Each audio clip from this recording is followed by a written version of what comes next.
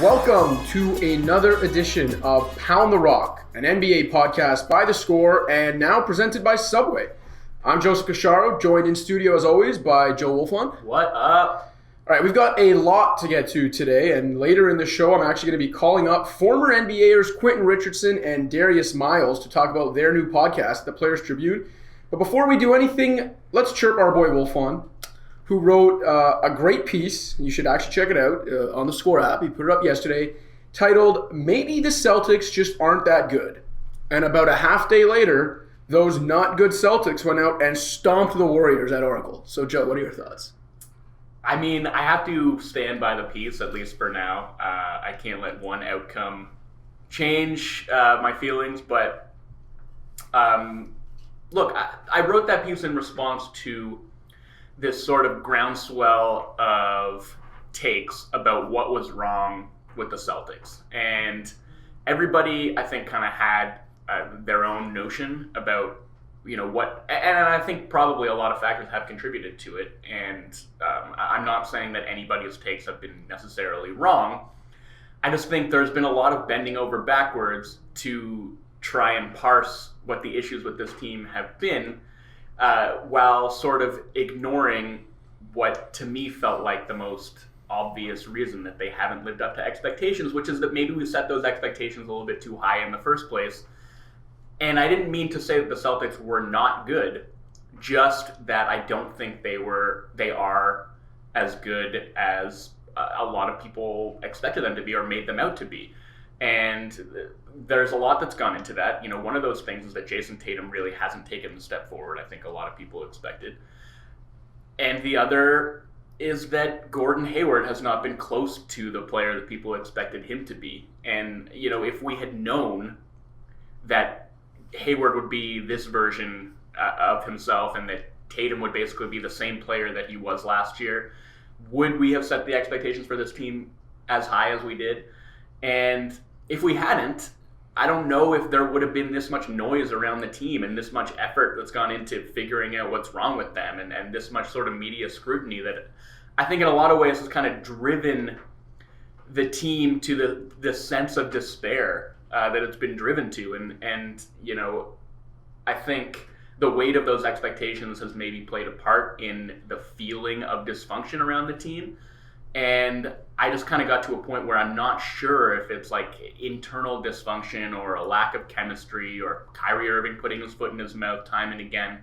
But more so just the fact that the team isn't, in terms of pure talent, the best team in the Eastern Conference. And I don't know if, one dominant win over the Warriors necessarily changes that. But we've been kind of doing this dance all season long where it's like, oh, the Celtics aren't that good. But then suddenly they seem like they've turned a corner. And once they seem like they've turned a corner, well, they go on a skid again. And that's why I'm not, reading too much into that result, because I still think if you take their whole body of work this season, they to me just don't look like the class of the Eastern Conference. So it's interesting because it's a contrast from last year in that last year, Gordon Hayward goes down game one, and Kyrie eventually goes down before the playoffs, and the Celtics keep reeling off these wins and beating good teams and eliminating teams and getting to the East Finals, and it was the opposite. At one point last year, we finally got to a point where everyone said, well, maybe this isn't a surprise. Maybe this team is just that good. Maybe these young guys are just that good. So it's just interesting that less than a year later, we're on, and I agree with you, but we're on the opposite end of the spectrum. It's like, oh, actually, this year maybe they're not, and there is. Sometimes, we try to read so much into things. Why isn't this working? Is it the chemistry? And sometimes you really do just have to look at it and be like, no, this team's not as good as we thought. And I think it's entirely possible that we overreacted to that playoff run. And if you look back at it, I mean, they beat the Milwaukee Bucks, a very kind of disorganized and poorly coached Milwaukee Bucks team in 7 games, albeit one that I think had a lot of talent, as we're seeing this season. But then they go out and they beat a Sixers team that had really been on a hell of a run to finish that season out. And I don't entirely know what happened in that series. I think the Sixers were probably pretty ill-prepared. They were still very inexperienced. The Celtics completely out-executed them. And then they go to 7 with the Cavaliers team that frankly wasn't very good and that probably should have lost in the first round. And so from that, maybe we drew a few too many sweeping conclusions. And, I think another mistake that we make often and we tend to just never really learn our lesson in this regard. But like, the progress of young players is very rarely perfectly linear. And so to expect that guys like Jaylen Brown and Terry Rozier and Jason Tatum were just going to continue to get better was obviously flawed. And those guys, some of them you could say have regressed and some have kind of plateaued. But as I wrote in that piece, and as I've kind of been saying all season long, apart from Kyrie Irving, Marcus Smart, and maybe Marcus Morris, pretty much every player on the Celtics has underperformed relative to the expectations that were placed on them. And I think, that's just the reality of the situation. They just haven't been as good as I think we expected them to be. Yeah, I don't think anyone can argue with that. We'll get to the Warriors half of last night's game a little later in the show because I have some thoughts on that too. But until then, let's please our friends at Subway, our great sponsors, and get to this Sweet versus Heat segment. So Sweet versus Heat, brought to you by the team at Subway, whose new Sweet versus Heat chicken sandwiches are making people choose which side they're on. So let's talk about some players and teams that are going through some sweet stretches, some hot stretches if they're a team. And we'll begin with you, Wolfond. Who's your player making sweet moves right now? I got to give it up to Karl-Anthony Towns, who hung 41 and 14 on the Thunder last night and has really just been playing out of his mind for the last couple of weeks. And for one thing, something just seems to happen to the Wolves when they play against the Thunder. Last time out, it was Andrew Wiggins going for 40 and 10. This time it was Towns. And, I mean, it seems like every year he kind of does this after the All-Star break, goes completely bananas. I feel like maybe the next step in his development as a player is just to do it, like to start seasons the same way that he finishes them. But he just, I think, is like really an impossible cover for pretty much any center in the league. And one of the things I noticed in that Thunder game was just he hits these flat-footed jumpers that are impossible to read, and there's no way to defend them because he'll just be standing there holding the ball kind of shoulder height, and next thing you know, like, he'll have put up a jumper, without really winding up for it or preparing for it at all. His shot will just be in the air, and it's remarkably accurate given sort of how little body movement is involved. He's so hot right now that theScore's fire alarm is going off in the background. That's right. And yeah, man, I don't know exactly what you do about that because, and he's also like, for a guy his size, just moves really, really well and has a pretty solid handle. Like he dropped a really nice step back jumper in that game over Nerlens Noel. He cocked it back a couple of times on driving dunks. Like, he was cutting well. I just, when he plays with energy and with purpose, he reminds us that he is one of the most dynamic big men in the game. And his penchant for kind of drifting in and out, again, like the latter portions of the last couple of seasons, he has managed to just sort of hone in on the things that make him special. And yeah, I would just love to see him do that for a full season. Yeah, I think it was like 3-4 weeks into the season, I wrote a feature about how the Wolves and Towns himself needed to coax more out of Karl-Anthony Towns because the last couple of years, but especially the beginning of this year when all that Butler drama was going on, it was astonishing how poorly utilized Karl-Anthony Towns was on this team. In that, like, there were games where he was 7th on the team in usage. 7th, man. Like, there was games, Josh Okogie, who's having a great rookie year, don't get me wrong, was above him in usage, which should never happen. Like, in Towns, and we're seeing it now, we're talking about one of the most uniquely skilled offensive big men ever. Forget right now, like, that I've ever seen. And the fact that they weren't force-feeding him and that he wasn't demanding the ball at times and just kind of, like, falling through the cracks and going whole games without asserting his will was ridiculous. That obviously is no longer the case. Yeah, you mentioned it since the All-Star break, but really for the majority of the year since I'd say that first month and a half, and especially after Jimmy Butler got traded, he has taken on that mantle, which he should have had the whole time. In previous years, even before Jimmy Butler got there, Wiggins would have a higher usage rate. Derrick Rose, as good of a year as he's having, should not be, running the offense more than Karl-Anthony Towns should. So I think they finally figured something out, and it wasn't that hard to figure out in the first place. Get Karl-Anthony Towns the damn ball because he needs it and he deserves it. And it's interesting too because they've been a pretty mediocre team since the Butler trade, and I don't say that in a negative way. I say that in a positive way because most people expect them to completely fall off. And maybe now you are starting to see like a semblance of a foundation that they can go forward with, and that you've got this transcendent offensive talent, surround them with some good complementary players, defenders like Robert Covington when he's healthy, and you might have something there, and you might have the backbone of a consistent playoff team regardless of whether Andrew Wiggins figures it out or not. Yeah, I think a big thing has just been finding different spots to get him the ball. They're running more sets with him in the high post and from the elbow.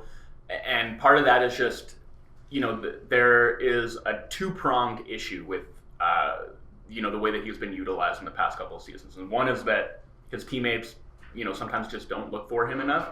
And the other is that he sometimes isn't aggressive enough with those duck-ins and getting post position. And, the Wolves also just don't have great post-entry passers. So to just kind of find different spots of getting him the ball and letting him operate the offense from different places on the floor, rather than just waiting for him to kind of establish post position and utilizing him in that way, has been pretty effective as well. So I think you're totally right. And orienting their offense around him is pretty clearly the right approach to me, given the kind of complementary talent that they have on hand. Yeah. We're going to stick with the big man, my sweet player of the week, Andre Drummond. Let's give some love to Andre Drummond, because I think he's been the butt end of a lot of jokes, for myself included. For a guy as physically dominating as he is, he's a pretty poor offensive player. And like, you look through his career, he's never been the most efficient scorer, which is mind-boggling considering that he's always within like 5 feet of the hoop. And then, the beginning of this year, I know a lot of people kind of made fun of the whole thing about how he was going to shoot threes, and he didn't do that well, and them forcing post-ups for him when it didn't work. Well, the last 15 games, Andre Drummond is averaging roughly 21 points, 16 rebounds, 2 steals, pretty absurd for a big man, 2 blocks, on about 63% shooting. And listen, he's put up big numbers before, but I don't know if there's ever been a stretch in his career where he's played this well and had it directly impact winning the way it is right now. Pistons are 9-2 in their last 11. They've shot all the way up to 6th in the East. In that stretch, they've beaten Denver, Indy, and Toronto without Kawhi, but still a good win for them. And in that game especially, I think it really stood out. Drummond battled foul trouble, and the Pistons cratered when he was off the floor. So this was a game that went to overtime against the Raptors. No one else from either team was better than a +8 in this game. Andre Drummond in only 28 minutes was a +27, which really just goes to show you, how valuable he's become during this, last like 10, 15 game stretch. Yeah, it's a small sample size, but the Pistons are winning. They're playing well. They're in a spot where if they stay in 6 and Indiana stays in 3, I know you're a big Pacers fan, and listen, they deserve a lot of praise for what they've done even without Oladipo, but I don't think anyone's thinking it's crazy for the Pistons to upset them in a potential 6-3 matchup. So it's pretty absurd what the Pistons have done the last few weeks, but especially what Andre Drummond's done to help them get there. I personally would still be pretty surprised if the Pistons won a playoff series, but I totally agree. Drummond's been great, and he's always had really good hands for a big man. He's always generated a lot of steals. It's just been a kind of question of how engaged he is and, how smart he is basically at the defensive end, because a lot of the times in service of chasing those stats, chasing steals and chasing blocks, he's gambled his way out of position. I think he's doing that a lot less. Something Zach Lowe did a really good job of highlighting in his last 10 things piece was just the way that Drummond is basically keeping his hands up and moving them like crazy anytime he's defending the pick and roll. And, given his reach and the way that he's able to slide his feet, like he ends up getting his hands on a lot of balls, and that has made a huge difference. And I don't know, to me, I don't know if it's that he looks trimmer, but he just seems to be moving a little bit quicker right now than he was earlier in the season. And I think that's made an impact at both ends of the floor. Another insane thing with Drummond too, like we already knew he was an improved free throw shooter. After his first, 5 years in the league, shooting 38% from the free throw line, which is insane. He's up to about 58.5% his last 2 seasons. The craziest part of that is this season, in what the NBA defines as clutch time, games within 5 points, final 5 minutes, Andre Drummond's free throw percentage, 88%. Like, the guy's not only become an improved free throw shooter, but you can depend on him to knock down clutch free throws. Yeah, he hit a couple clutch free throws in overtime of that game against the Raptors this past week. I don't know, man. Virtual reality works, I guess, is the big takeaway here. It worked for him. It worked for DeAndre Jordan. So I guess, anybody who's struggling with their shot, maybe Ben Simmons needs to start visualizing himself taking some threes in the VR machine. think the only thing Ben Simmons is visualizing at the free throw line is Mrs. Jenner, but that's a topic for another day and perhaps another podcast. Let's go to the hot teams. Teams bringing the heat right now. Hopefully the fire alarm doesn't go off again when we start talking about this. But who's your team? I think it's got to be the Rockets. They have won 6 games in a row. That includes wins over the Warriors, the Celtics, and the Raptors. They are finally healthy again and clicking really on all cylinders right now. I mean, their offense has basically stayed afloat all season long despite the injuries they have. But finally, I think the guys who have come back have taken a bit of pressure off of Harden. And their defense, I think, is starting to come around finally. They had what I thought was one of their best defensive performances of the season against the Raptors last night. Chris Paul, who had a pretty rough game against the Raptors, at least in terms of shooting the ball, has really, I think, started to look like himself again. In terms of the way that he's moving, the way that he's controlling tempo, the way that he's manipulating defenses. He just looks so much more fluid than he did at the start of the season when, I don't know, maybe he was still being bothered by his hamstring a little bit or his knee. And, yeah, I mean, look, I think that they were so thin for so long, and I still don't really trust their bench, but it's like given them a little bit more backbone than they had before. And like Harden was really like through 3 quarters having one of his worst games of the season last night. And ultimately their bench, led by Gerald Green, Austin Rivers, Nene, and Gary Clark, managed to keep the Rockets afloat. And then Harden finally went off in the 4th quarter. And Harden and Chris Paul shot a combined 13 for 40 in that game, and they still managed to win by double digits. So they, to me, are starting to look like the team that they were supposed to be. And having everybody back healthy and having Chris Paul playing like Chris Paul, it was going to make them a team to be reckoned with down the stretch. Yeah, I think the CP3 thing is a big part of it. He just looks like more like himself, the closest to himself he's looked in a while. And I don't think it's a coincidence that the Rockets are now playing their best ball this season. They've got the longest winning streak in the NBA at 6 games. They've beaten good teams during that stretch. They won at Golden State, at Boston, and at Toronto during this 6-game winning streak. 3 road wins as good as they come. So I was in the Rockets locker room post-game yesterday after they beat the Raptors, and it's interesting you mentioned health because Chris Paul went out of his way to mention, when people were asking what's different and even the bench playing well, and he consistently kept saying we're healthy. And it's interesting because, most guys at this kind of point of the year talk about the fact that, everyone's got injuries this time of the year. Everyone's a little nicked up, bruised, banged up. And the Rockets, it almost seems like the opposite. And Chris Paul was talking about this too, that it's, they're in this weird situation where they're actually getting healthier as the year goes on. And while everyone else is talking about being banged up and having to get through it, the Rockets are talking about, look, man, we haven't been this healthy all year. D'Antoni said it before the game too. After mentioning that they've come back from the dead, he said, they've had a 5-game stretch recently until last night, I think, where they had their whole lineup intact. And it was the first time all season they've done that. And I think that's pretty scary for teams out west.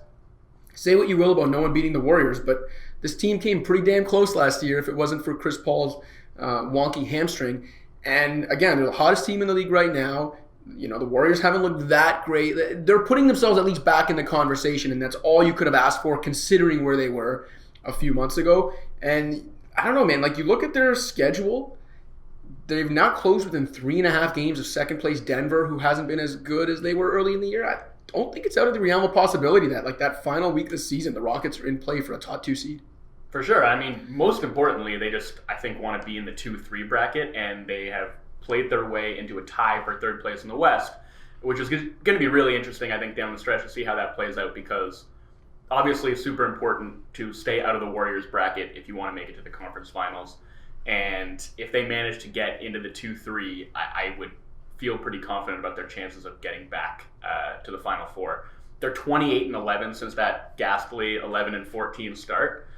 Still some kind of troubling signs because they're only 22nd in defense over that stretch. Defensive rebounding has continued to be an issue for them. But, I mean, first of all, I just want to shout out PJ Tucker, who doesn't get a lot of love when we talk about Hounded this team. Kawhi last night. Hounded him. He's just, I feel like he gets better defensively every season long, and I don't know where they would be without him. Like, he has continued to just hold that defense together almost by himself. Yeah, I mean, again, like, I think if we're talking about which team is most likely to give the Warriors trouble in a series. I mean, I think to me, it's the Rockets or it's the Thunder. And the Thunder haven't looked all that great recently. And we can talk about that later. They haven't had Paul George. But right now, to me, the Rockets are the hottest team in the league. I'm going to go with a kind of off-the-board pick. There's not, honestly, other than the Rockets, there's no teams on like crazy winning streaks. The team tied for the second longest winning streak in the league. And I'm going to show them some love because of their resiliency. They're not in the playoff race anymore. But the New Orleans Pelicans, amid what Alvin Gentry accurately described as a dumpster fire of a situation a couple weeks ago. Anthony Davis wanting out. You see how, those trade talks impacted the Lakers, for example. And then you look at the Pelicans, the ones that are directly dealing with it, and the fact that their franchise player wants out and he's not even playing full games. When he does play, they're taking him out in crunch time. The Pelicans are 7-5 in their last 12. During that stretch, they've beaten the Thunder, the Lakers, and 2 road wins at Denver and at Utah. Okay, 2 very tough places to play. Davis has missed 3 of those 12 games, and in the 9 games he's played, he's only averaging 22 minutes a game. And again, he's not playing in crunch time, even in close games. The Pelicans are winning those minutes in crunch time without Anthony Davis during this 12-game stretch. I just think, look, they're not going to make the playoffs. In general, the franchise is in a bad spot, but I wanted to take a couple minutes and say credit Alvin Gentry, credit Drew Holiday, and all those kind of, guys we pretty much describe as scrubs outside of Julius Randle and Drew Holiday. Julius Randle also playing really well. But I think they just deserve credit for sticking with it, staying resilient. Even when they lose, they're at least giving teams a fight. A lot of teams would have cratered by now. I agree. I still don't really know why they're bothering with this whole Anthony Davis charade. Like, what is the point? Well, the league's kind of making them. I know, and for all parties involved, it just doesn't seem to make sense. It doesn't make sense really for the league, as far as I'm concerned, because he's getting these token 20 minutes a game and then sitting during the fourth quarter and not playing in crunch time. And it's so transparent, and they're just doing it to appease the league for what reason? I don't really understand it. But given the circumstances, they played extremely well. Holiday's been awesome, and look, they're 30-36. The Lakers are 30-34, and it's wild because if not for the whole Davis fiasco, if he just decided to sit on that trade request and wait until the offseason, I mean, they could very well be in the playoff mix right now with him leading the way. So it's disappointing that it happened and that it worked out the way that it did, but I'm with you, man. Credit to the Pelicans for kind of hanging tough and not rolling over. So you mentioned the Lakers, and I think the perfect segue to get to the Lakers is by talking about the Pelicans, because these 2 franchises are linked for better or worse right now. The Lakers are done to me.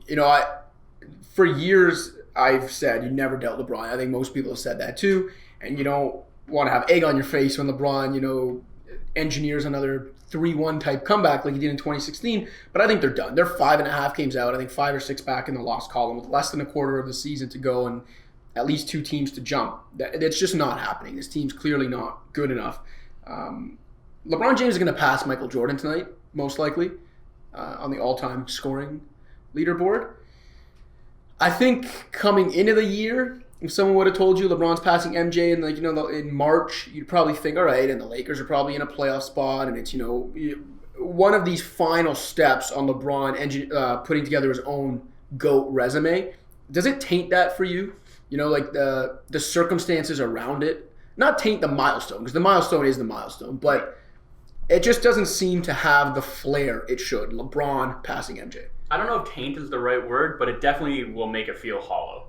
And it's been kind of a thing all season long where LeBron is attaining these milestones, and after these dispiriting losses, he will take to Instagram to talk about how proud he is of himself for attaining them, which by all means, I mean, that's his prerogative. He has had an astounding career, and, he deserves all the praise that he gets. And I don't really have an issue with, him posting on Instagram about the next, milestone that he's achieved. But it's kind of a bad look in light of everything that is happening with the team. And it's, when he passes MJ, I think it will be a great moment for him personally, but I just think it's going to feel so hollow. And like you said, I mean, everything that's gone wrong with this Lakers season is probably changing people's idea of what LeBron's legacy really is. And I think we came into this season thinking he had a chance, and knowing that this moment would probably come this season, he was going to at least make it a conversation. And he himself came out, I don't know if it was on The Shop or in some different platform, where he basically said that he felt when he won that championship in 2016 that had made him the greatest player of all time. And it was a conversation that people were starting to have. And look, we can revisit that conversation another time. I don't think this is the time to have that conversation, because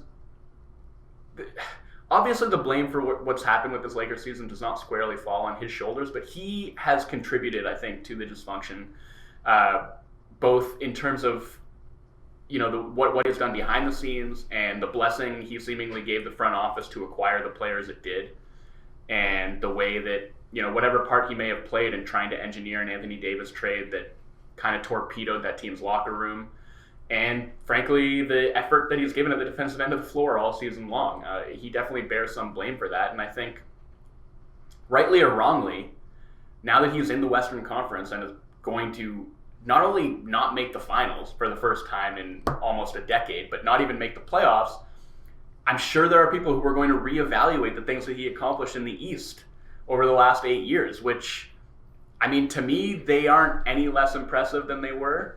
But for this to have been his first season with a new team and a new conference, without a superstar running mate, it has not been great for his legacy. I'll say that. Yeah, I think the most jarring thing for me, and you mentioned it, that there is at least some blame to fall on his shoulders, a lot of blame to fall on his shoulders this year. I think the difference is the usual things people hold against LeBron, the finals record, whatever you want to say, for the most part, you could look at all of those losses and say none of it falls on him. The Cavs even getting to the finals in 2007 with LeBron and a bunch of guys that me and you might be able to take in a 2-on-2 game was a miracle in itself. Transforming the Heat the way he did, despite the big three with him at his apex, even those losses they had in the finals. Okay, LeBron had the bad 2011 finals, and that was it. But other than that, his losses in the finals, the first year he went back to Cleveland, and they took 2 games off that 67-win Warriors team without Kyrie and Kevin Love. There was always something you can point to and say, look, this isn't on LeBron. And I don't think you can do that this year. Yes, the 18 games he missed with injury obviously impacted their team, but since he's been back, they haven't been any better. Their defense has gotten worse. He's shown very little to no effort on the defensive end, and he just hasn't been able to pick this team up off the mat the way he has in the past with the Cavs or the Heat or whoever. To me, that's the most jarring thing, is that there's finally a moment where, LeBron's team is falling apart, and he is at least partly to blame. And look, maybe part of this is just because we've gotten so used to LeBron being indestructible and so durable and, being there 95% of the time, even in the regular season. And look, he is in year 16. He is 33, 34, whatever he is. Kobe's Achilles was nearly popped by this point. MJ was playing in Washington, if even that. I don't even know if he played 16 seasons, and the fact that LeBron in year 16 is still the focal point of a team that was supposed to have these grand playoff aspirations, maybe that's really the point, that he's starting to look not so much human, but just a little less king-like. Yeah, and I think it's really important to put all that in context, given his age and the number of miles that he has on his body. I mean, the fact that we even expect this from him, and that he is even putting up the numbers that he is, in spite of the way that his defense may have fallen off, is really incredible. And it's just disappointing. And look, we've been talking about this all season long. It's just disappointing that this was the team they put together around him. And it's not even a question of the talent, it's just a question of the fit. And that's always been the issue. The roster around him did not make sense from the start.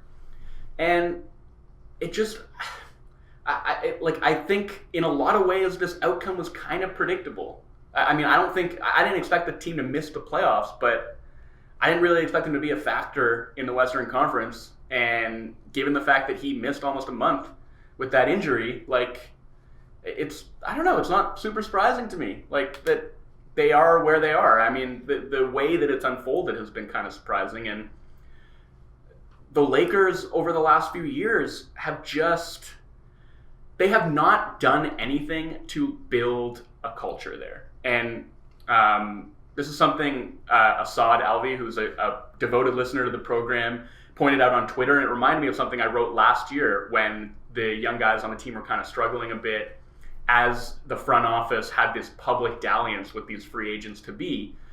They have this externalist team building philosophy that I don't think has served any of the young players that they've drafted. Like, there is no plan to develop these players. They are really only there to serve as trade bait for other superstars. The whole plan has basically been to carve out cap space to sign superstars. And because of that, like, there's been no emphasis on nurturing any kind of a growth or building a basketball program there. And the result now is that they don't really have any kind of culture. They don't have an identity. And they're still just clinging to this hope of using the cap space that they're going to have to lure another star. And if it doesn't work, then what? I mean, where are they? Well, here's a star they might have lured. Not really. Carmelo Anthony. I think this is important because it goes to what you were just saying about like not really having a culture. And so the report this week was that the talks with Melo are on hold or paused, and that if the Lakers get back in the playoff mix, then they'll go get Melo. But if they're not in the playoff mix, they're not going to bother and whatever. And I just think it's hilarious. I think Magic Johnson and Kobe's agent, also known as Rob Pelinka, who are running this team somehow, like the way they value players, it makes me laugh because they don't seem like competent basketball executives in 2019, in that they're really looking at this as like, oh, if we get back in the race in the last like 5 weeks of the season, we're going to throw Carmelo Anthony into the mix. And look, I've come to appreciate Carmelo Anthony in some respects. I wrote a feature on him last month and, talked to a bunch of players around the league about why Melo remains such a revered presence among his peers. But at the end of the day, if you're adding Carmelo Anthony for a playoff race, in March 2019, you got a problem. And the Lakers got a lot of problems. I don't know if you had anything else to say about the Lakers, but I'm kind of tapped out.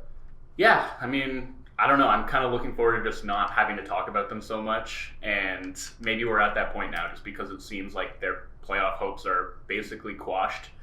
And so, I mean, maybe we'll just keep talking about them until they're mathematically eliminated. But to me, they're not going to make it. And so, yeah, I mean, it's been kind of a sideshow all season long. And I'm looking forward to just being able to talk about something else. And we'll revisit it in the off season, which is going to be super fascinating because from what we can gather, there hasn't been a ton of enthusiasm among the rest of the NBA star class about teaming up with LeBron.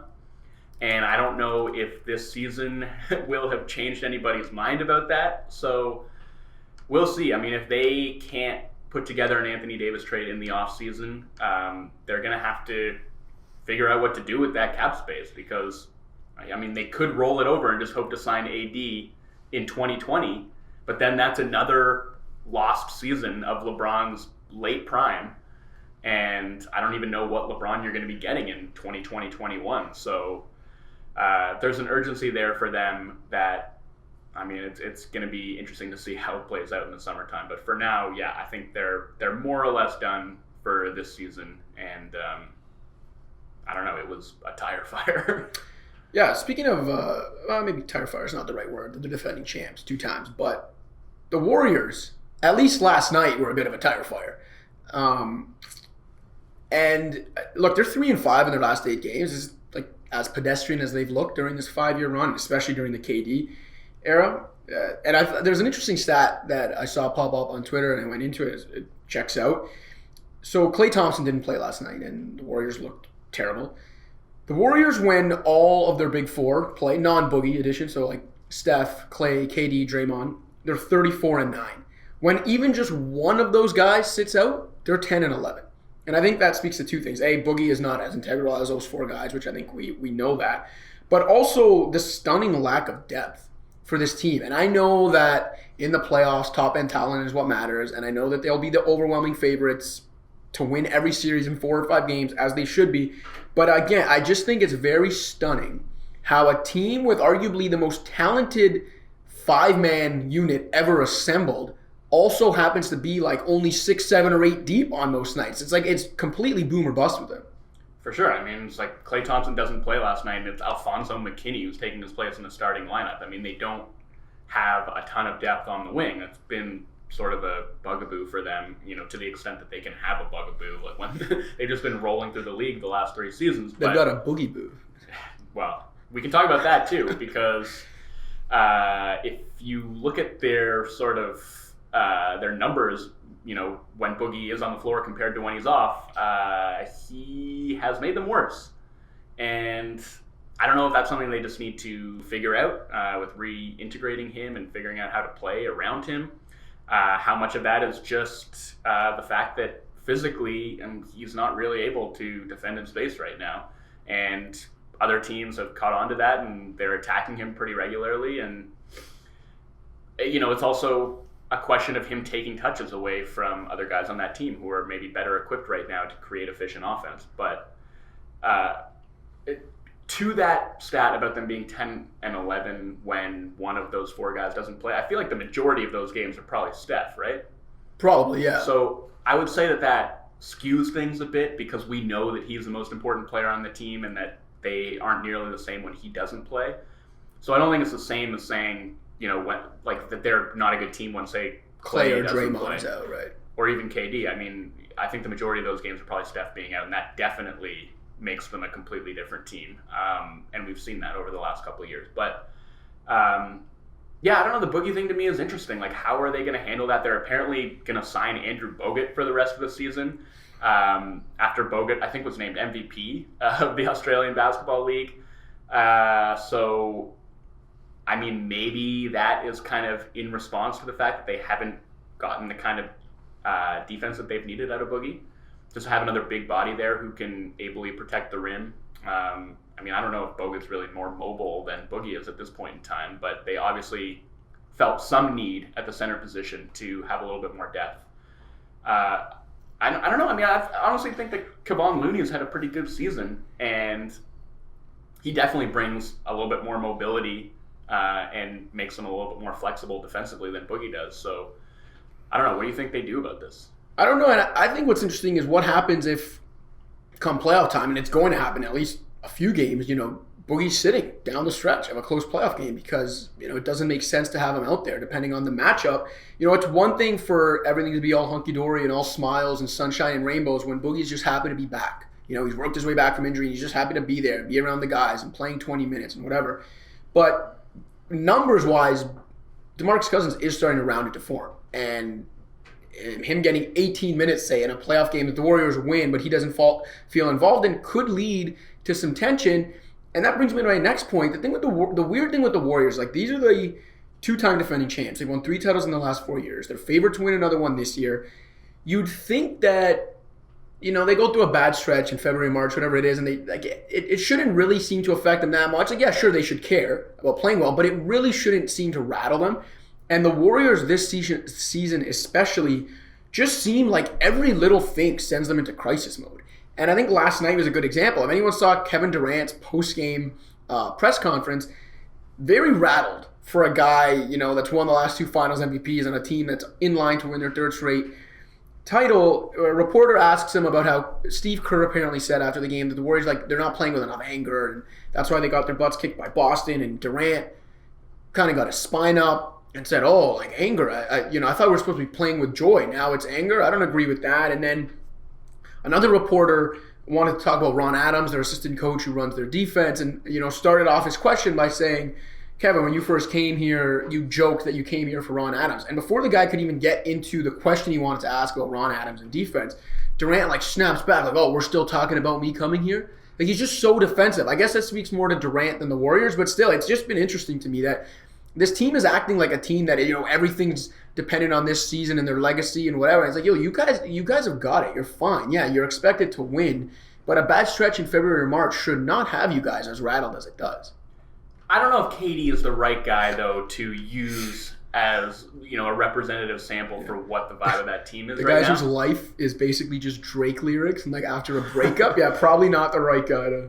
I mean, his surliest rant came after, a 32-point win this season. So, I mean, there might be just something else going on with him that isn't necessarily affecting the rest of the team, or it might be affecting the rest of the team. I don't really know, but he's obviously been, I don't know if I want to say going through something, but he seems to be at his wit's end, at least as far as dealing with the media this season, for whatever reason. And, my feeling about it is, look, the KD doth protest too much. If you really are focused on this season and you're not thinking about free agency and there are no distractions and you just want to play ball, like, that's fine. Like, go ahead and do that. None of this stuff really has to affect you.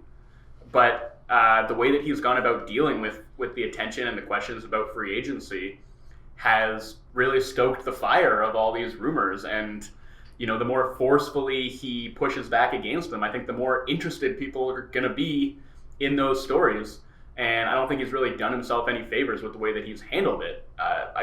You can kind of look at the way that Kawhi Leonard has handled similar questions this season, and he's just brushed them off and hasn't really given, he's given non-answers, hasn't given it any credence at all. It's just kind of quietly gone about his business, and the noise around him has more or less died down. There are still rumors about him wanting to go and sign with the Clippers in the offseason, which he may well want to do, but it's not like that's a story every single day.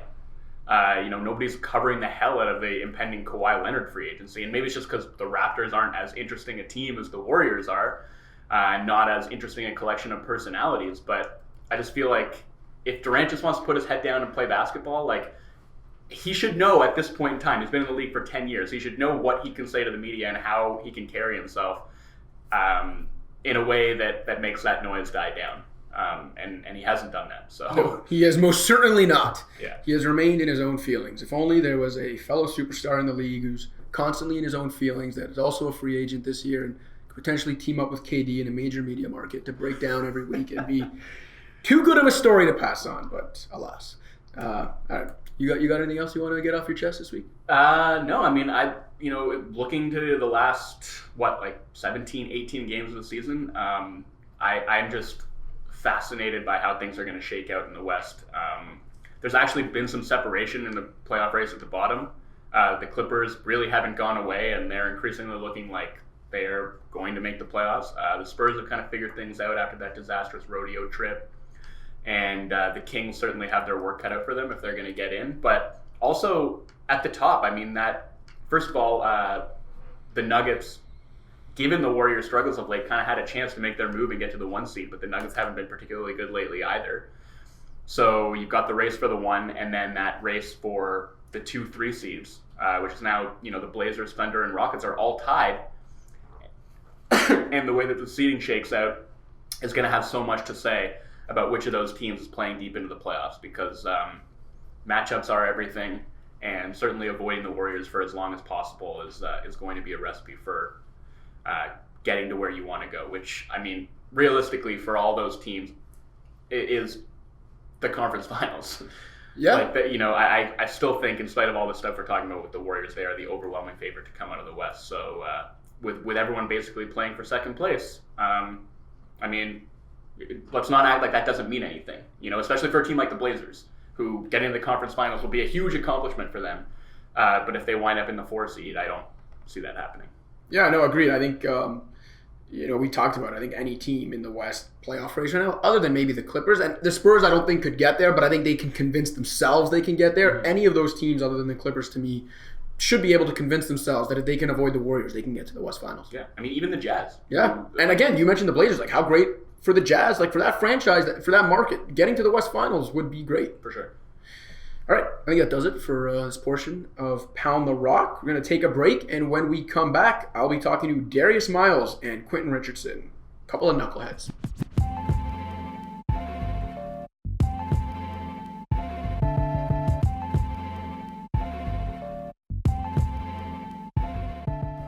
Welcome back to Pound the Rock. We are very pleased to be joined by our next couple of guests. Anyone who grew up watching the NBA in the 2000s should know them. They now have their own podcast on the Players Tribune called Knuckleheads. Darius Miles, Quentin Richardson, thanks for joining us, guys.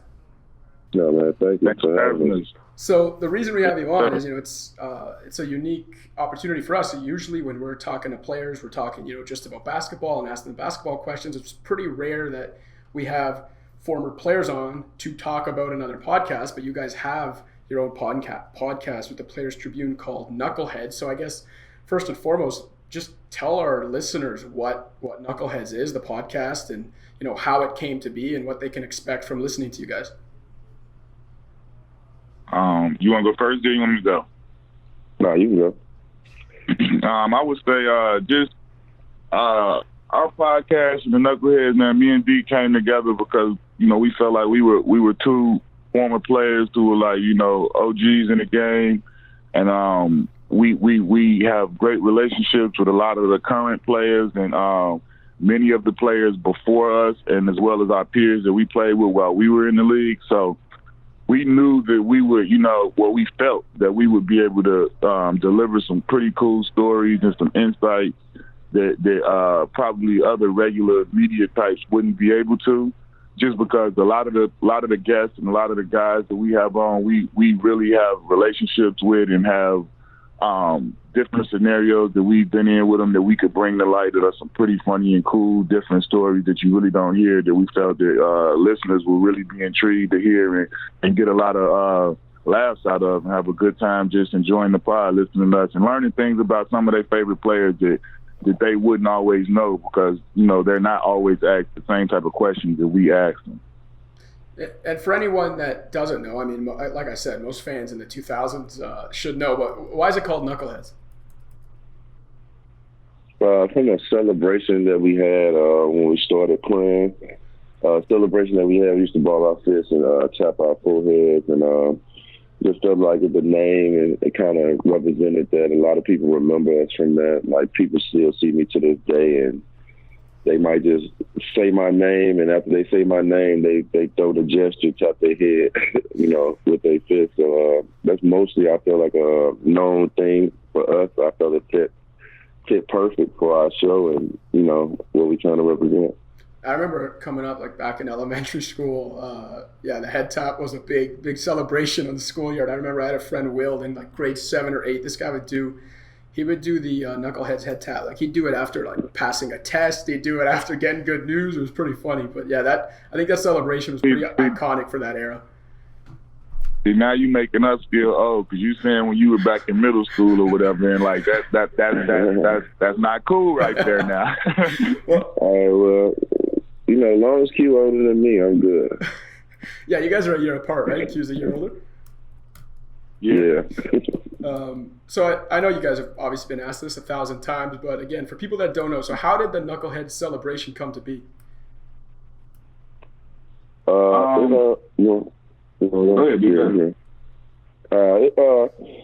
Me coming out of high school, I still had like friends and stuff that I knew from across the country that still playing high school ball, and one of the people that I knew was Brandon and Hassan Adams from Westchester High School.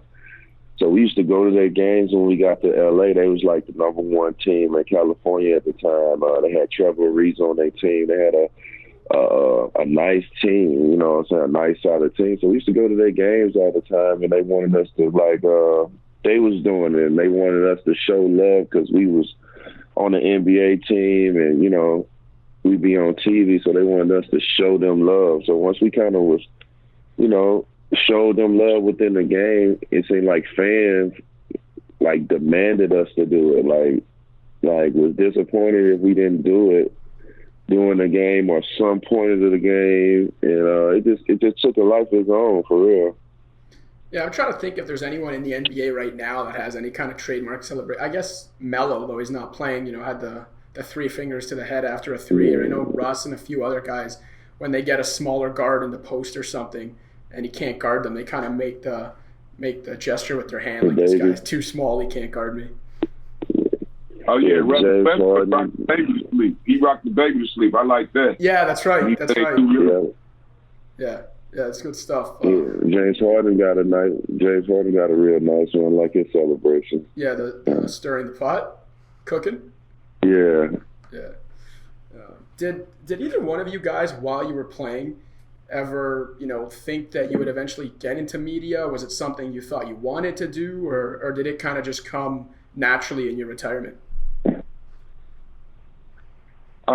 For me, I actually went to, when I was in school, when I went to DePaul, I took broadcast journalism because early on I was like, yeah, that's what I'll do. But while I was playing, I would say kind of toward the end, once I started to see a few guys that I knew, like Jalen Rose getting into it, that was like a point where I thought about it. But everything, you know, like not like all times. Like I thought I was still gonna be playing basketball when it ended for me. So it didn't end the way that you think and all of that.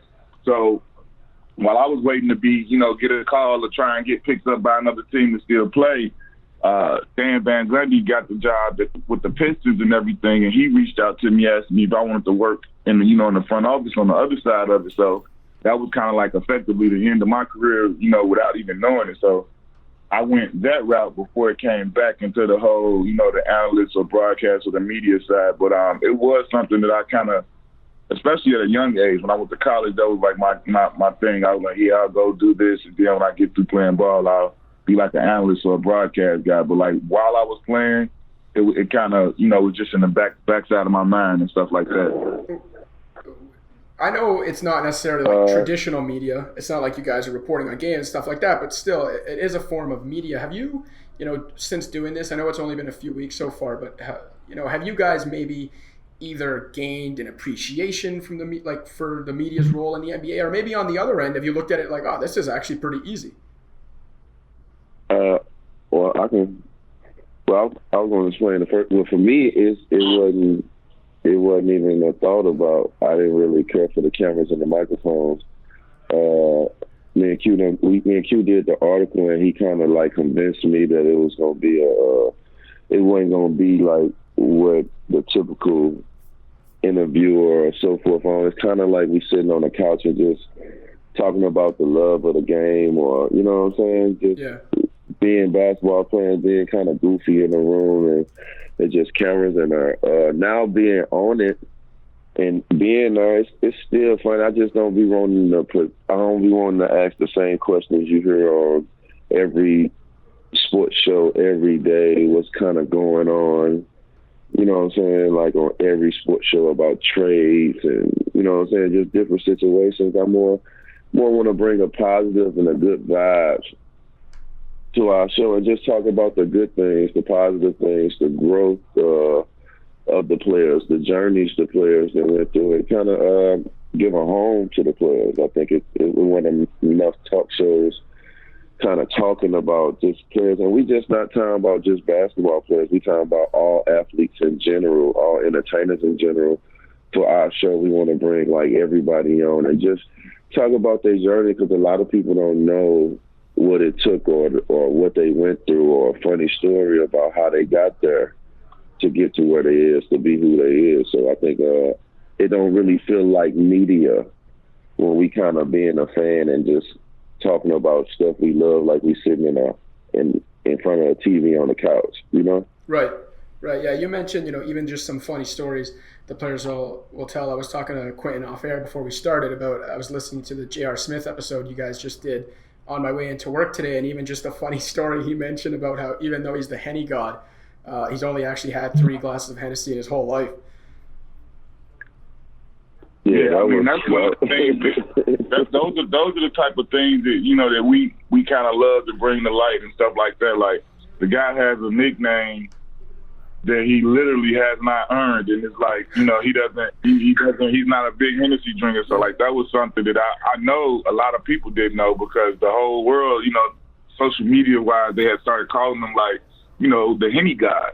But this man don't even drink like Hennessy, brown liquor like that. So it was like, it was something that was like a little nugget that let the people know that, like, and he was funny with it. He was like, you know, it's cool, I'll take it, but like, I don't really drink Hennessy like that. Yeah, it'd be small, little detail stuff, you know, like we don't go out our way to be trying to, as a player or as an athlete, we don't be, with stuff being the media and stuff, we don't really go out our way to be trying to prove something to the world, to be like, oh no, it's not like this, it's that. But just, you know, just the natural just conversation and talk to have, just be talking about it, something like that. He finally got the opportunity to tell the world and tell anybody who was listening, like, look, they labeled me this, but I never really drunk it like that. You know what I'm saying? And yeah. I thought that was just good, and that brings the good vibes to, like, not being in a negative way, just we sitting there laughing about it. But, you know, that brings the good vibe, and just talk about just small stories that people might not know in the detail, and people might still to this day been trying to label him as any guy, and it kind of got explained without even really trying to explain it. Your first 3 episodes, you've already had a pretty big cast of characters. You've had Jimmy Butler, Allen Iverson, Gary Payton, Kyle Lowry, J.R. Smith, as we mentioned. Can you guys tease any upcoming guests for future episodes? We got Kyrie Irving coming, Jason Tatum.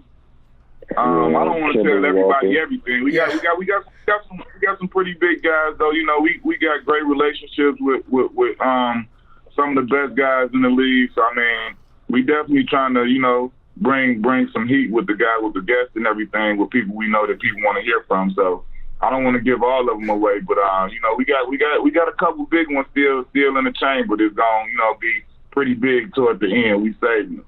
All right, so I can't wait to hear those. I wanted to get your thoughts on some basketball topics before I let you guys know. So I got a few basketball questions. The first one, it actually came to mind while listening to the J.R. Smith episode. And I thought it was interesting. J.R. was talking about how back when he first came out of high school and got in the league, the relationship between vets and youngsters, especially like teenagers in the league, was very different than what it is now. And he was mentioning back then, even vets on your own team, when you were the youngster, you know, they didn't necessarily take you under their wing and mentor you and teach you their moves. They almost looked at it as like, oh, this young kid's coming for my job. So, you know, can you guys speak to that attitude back then, and maybe when you started to see the shift of maybe a better relationship between the vets and the youngsters in the league? I think every situation is different. I mean, I think he was speaking on the situation he went through. When we came in as rookies, we didn't really, I mean, we had the vets we had, Sean Rooks, Derek Strong. They were good to us. They were trying to show us the way and nurture us along. And I mean, that possibly could be because they were much older than us, and we were clearly opposite and not even playing the same positions as those guys. But I don't, you know, JR's experience is his own. That's the one thing about all of our guests and all of our players. We all have different experiences and different things. So, I mean, what he was saying, he was speaking his truth, the way he was going through with his veterans. For us, we didn't really have a negative effect, you know, negative relationship or a negative type deal with our veterans. We were a really young team, and it was like so many of us that were young. So the vets we had, we were lucky to have. They were pouring into us.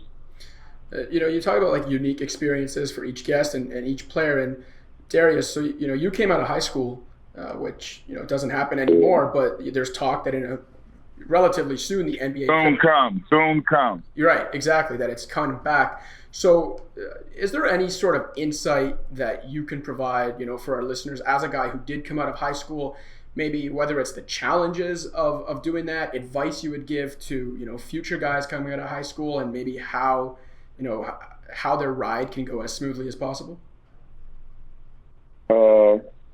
Like me, you know, like I feel free, you know, players should be able to do what they want to do. But coming out of high school, sometimes you be in high school, you playing on your high school team, you've been there for 4 years, and you kind of don't have the same, if your coaching staff is or your school is not really considered on, you know, strictness or discipline or, you know, teaching you the things, you probably don't get it. Sometimes players come from high school and get it in college.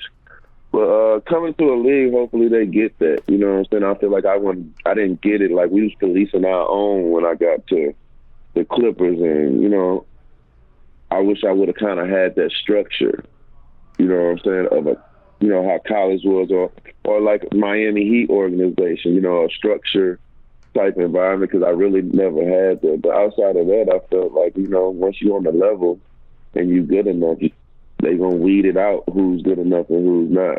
You know, I don't feel like everybody's going to be just rushing going out of high school because they're going to see this league, and this league is a high level. Yeah.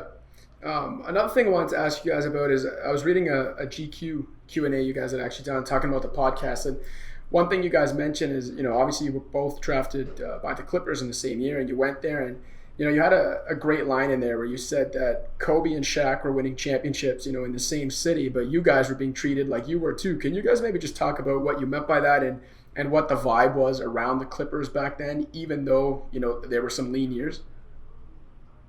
We was go ahead. We was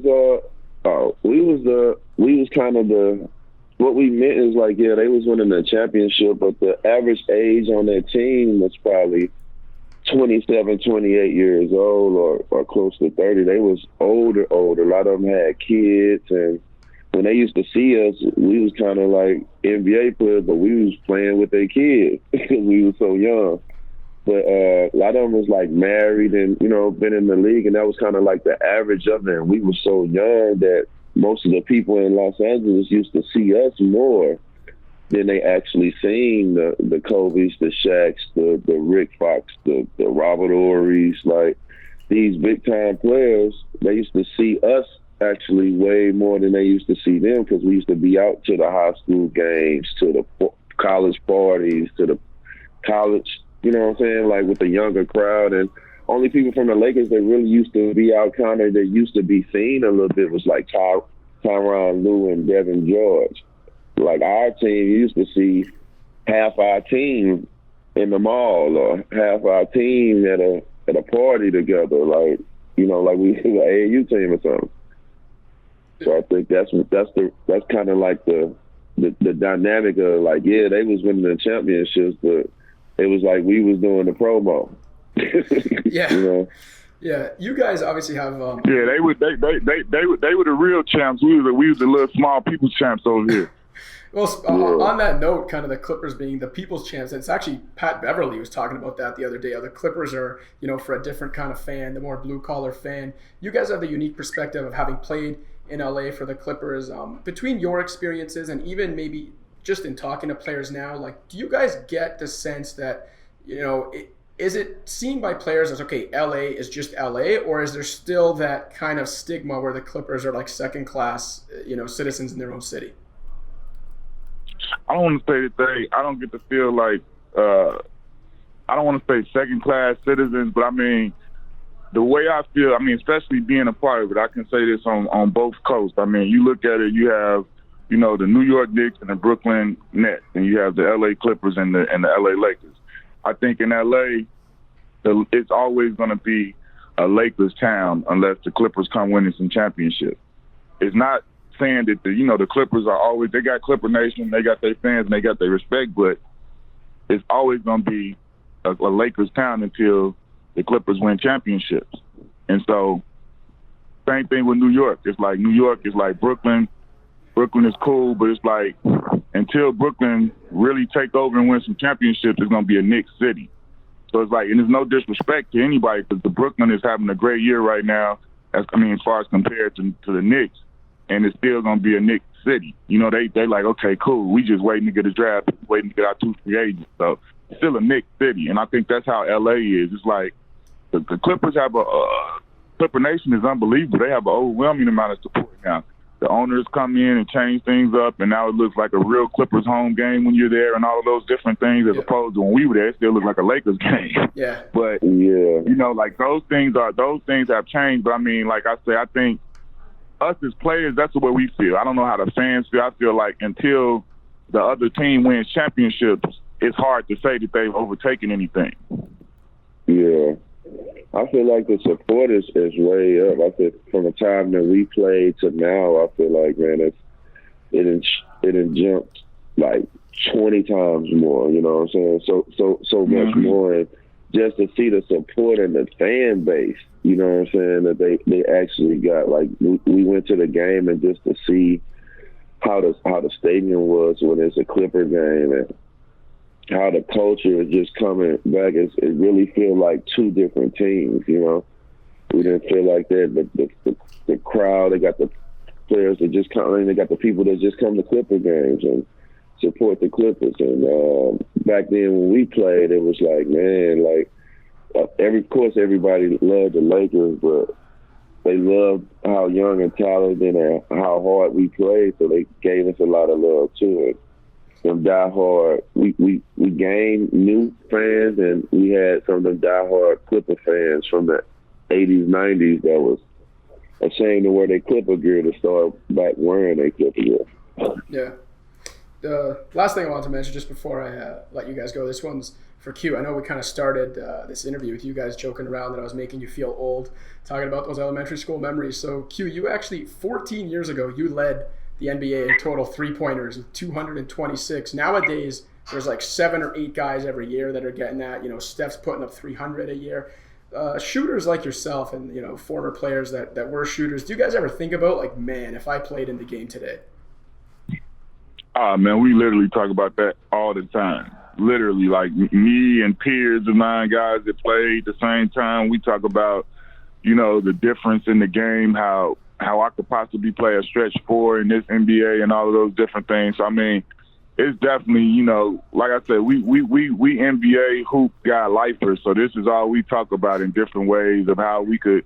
And I mean, we not some of the older guys that look at the league and it's like, I hate the way they play now. Like I'm the type. I was a fan before I made the NBA. I was a fan when I was in the NBA. I'm still a fan now, and I feel like I will be one forever. Whichever way the game evolves, I'm evolving with it. I love to watch the guys. The young guys are talented. Yeah, they don't do everything the same way we did or the guys before us, but I mean, everybody putting their own mark on the game, and I mean, I appreciate that in the game, and I appreciate the way the game is growing and how big it's gotten. So for me, I just love watching and being able to be up close and into it the way we are. Yeah, I think that's a great perspective to have, and I think that's the perspective, honestly, that fans, hope that veterans and older players and former players have. All right, Quentin Richardson, Darius Miles, really appreciate you guys coming on, and for any of our listeners that haven't already checked in, definitely check out their Knuckleheads podcast on the Players Tribune. It's very engaging conversation with some big stars.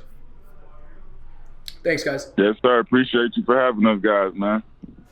Yeah, thank you.